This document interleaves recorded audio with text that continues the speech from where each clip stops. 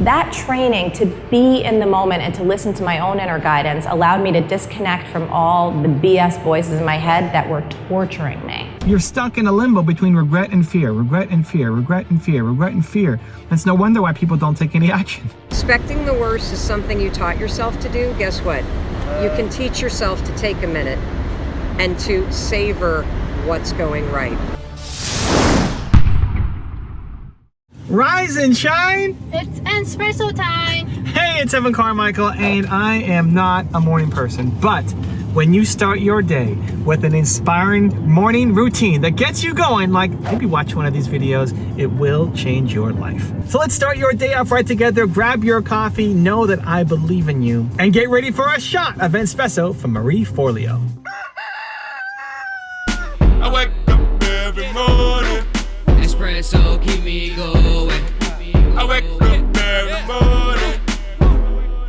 Part of what was also challenging for me when I was starting off as a coach was recognizing the truth that I didn't just want to be a coach. I loved writing, I loved hip hop, I loved dance, I loved fitness. There were all these different things that I was passionate about, and while I was growing my personal coaching practice, I kept feeling conflicted because I didn't want to just be one thing. Has anyone ever felt that way?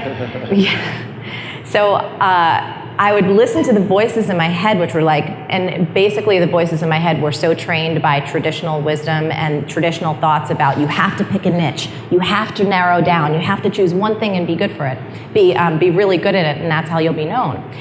And when I realized that that voice wasn't the voice I should listen to, that there was this truth, that I was this multi-passionate person, and that living in the present moment, which Eckhart teaches, was all about really listening to your own inner guidance and being in the here and now and not stressing so much up here. That really opened the door for me to say, you know what, screw it. I'm going to go take dance classes. I'm going to go learn about this. I'm going to do all these different things. And that training to be in the moment and to listen to my own inner guidance allowed me to disconnect from all the BS voices in my head that were torturing me.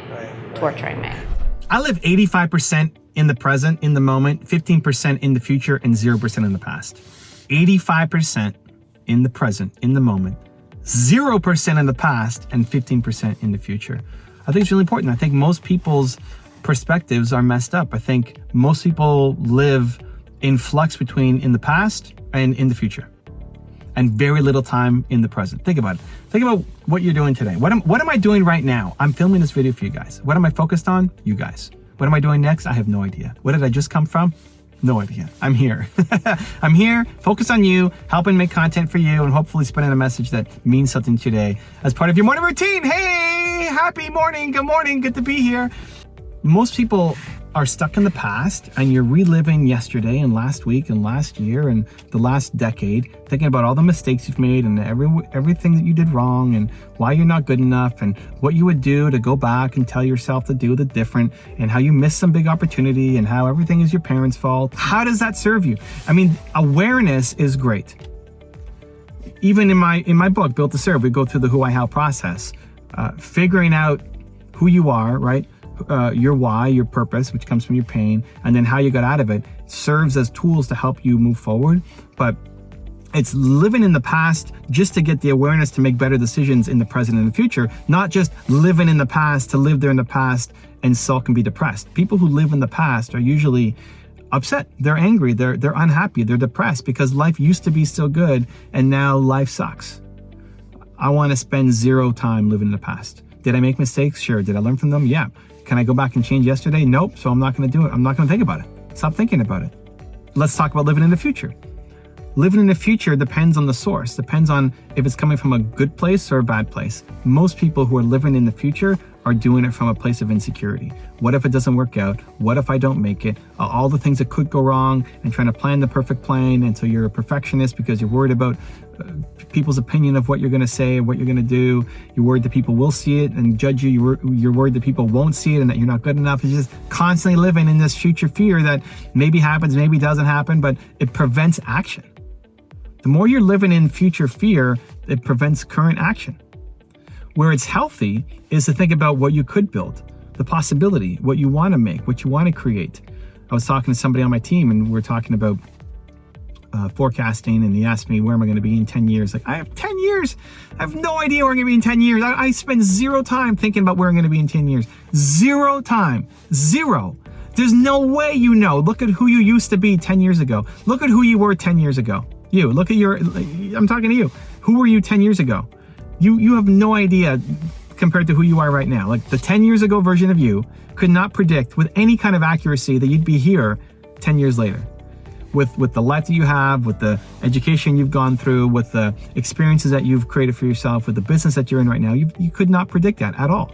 If you can predict where you're going to be in 10 years, you're thinking small, because you're confined by a world that currently exists, let alone from a world that's going to be and the one that you're going to help create. You have no idea where you're going to be in 10 years. So future forecasting is great in the sense of, I would love to have this. I want to be a speaker. I want to have a successful YouTube channel. I want to have a best-selling book. Great. But to have specific timelines like this is going to happen in 10 years, no idea. But even then, most people are thinking about the future from that negative spot of a place of lack. And so most people spend their day either living in the past and regretting decisions that they made and wish they could change, or living in the future and being fearful of decisions that they are going to make because they don't want to repeat the same mistakes. So you're stuck in a limbo between regret and fear, regret and fear, regret and fear, regret and fear. And it's no wonder why people don't take any action, because you're stuck in regret and fear. The answer is to come back to the present. What am I doing right now? What do I want right now? Who am I going to serve right now? How am I going to help right now? What's the action that I need to take right now? The answer through regret is action. Past regret, if you're sitting thinking about how great the past used to be, the answer is to do something, because you're not excited about what you're doing right now. You're bored. You're not excited about what you're doing right now. And so you stay stuck. The answer is action. If you're excited about what you're doing right now and you're taking some kind of action, you're not thinking about the past anymore. Same thing for future fear. If you're afraid of what could be in the future, and that's where you spend your time thinking, it also means you're not taking action. You're not doing anything. The answer is action, to do, to create, and that focuses you back on the present instead of what may happen in the future. It's to get out of your head and to get into the world, to start making, to start doing. Massive action is the cure-all. So how do you now shift from being that person who just thinks and plans and is perfect and thinking of the back and regret and fear and all? How do you start making the shift? It's one moment at a time. You're not going to be perfect. You're not going to be perfect. You're not going to nail it all the time. The battles are won on a micro basis. So what you need to do is, anytime you catch yourself drifting backwards or forwards, drifting back into regret, drifting forwards into fear, it's going to happen a lot. It's going to happen subconsciously. This is a pattern that you've run for decades probably. So it's going to keep happening. But anytime you can consciously catch it, you need to train yourself to take some kind of action. Whenever you can consciously, I'm doing it again. Oh, I'm thinking again about that thing that happened 5 years ago. I'm worried again about that thing that's going to happen, that may happen. I'm so fearful that happened. Whenever you can catch it, like, I'm doing it again. Shift, action, do something. So start to train yourself. If you want to make this your new pattern, if you want to make this your default pattern, your subconscious pattern, the thing that happens automatically, you have to start to train your subconscious mind. And that starts by training your conscious mind. So when you catch it, you take action. When you catch it, you take action. When you catch it, take action. Soon enough, you're not going to catch it anymore because it's not happening anymore.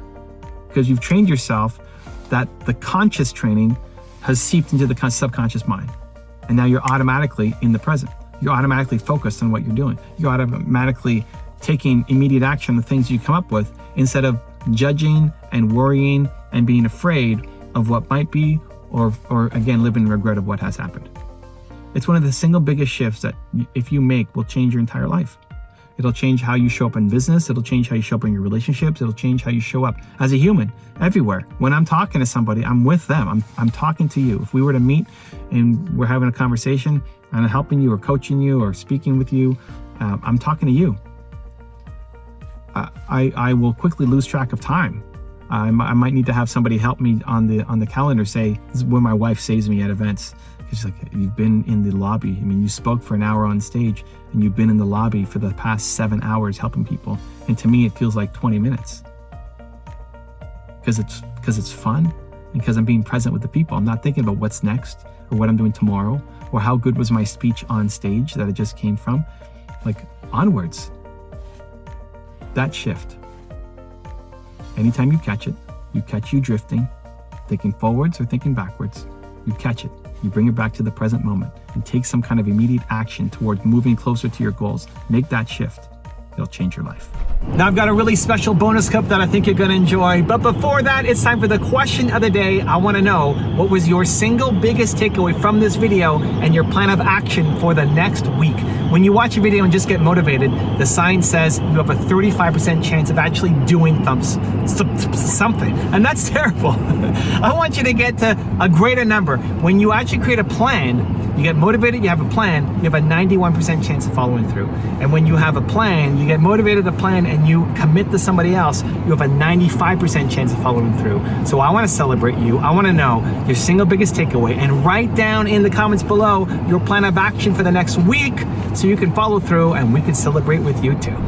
Also, if you want to have more self-love and self-belief, check out my 254 series. The sign says it can take up to 254 days of consecutive action to build a habit. So if you want to build your self-belief, I've designed a free program where I will send you a video every day for free. The link to join is in the description below. Being a really, really good listener is one of the most underrated secrets to success. I wanted to be really successful, but not just to like get shoes. I knew I wanted to make money because I wanted to make a difference. When I was bartending, I was fully bartending. Like, I wasn't talking to myself about, oh my God, I should be dancing right now, or I should be working on my coaching practice. If you are afraid of disappointing people, if you're afraid that you're not good enough, you may catch that in one area of your life, but as your life gets bigger and as you change, it'll creep in other areas. And one way that those patterns where you don't think you deserve it, or you don't think you're good enough, or you're terrified of disappointing people comes into play is when you start to expect the worst. And so catch it. That's the first step. You can't break your pattern unless you see it. And then you're going to replace it. And what I'm going to start doing is I've got this little app on my watch. You can set it on your phone where every 3 hours it reminds me to breathe. And I notice the second that the alarm goes off, I've been holding my breath. And so you can set a little alarm in your phone. Megan's laughing. You can set a little alarm in your phone that just says savor. It's a reminder to take a minute. You can make it say take a minute. Take a minute, look around, compliment yourself on what's going right. Because expecting the worst is something you taught yourself to do. Guess what? You can teach yourself to take a minute and to savor what's going right. And the more you force yourself to do it, the more it'll become a habit. If you want to see my recent one-on-one with Marie, check out the video right there next to me. I think you'll enjoy it. Continue to believe, and I'll see you there. Modern entrepreneurship can be for everyone. All of us are immersed in a culture that has taught us that nonstop work is the most valuable thing.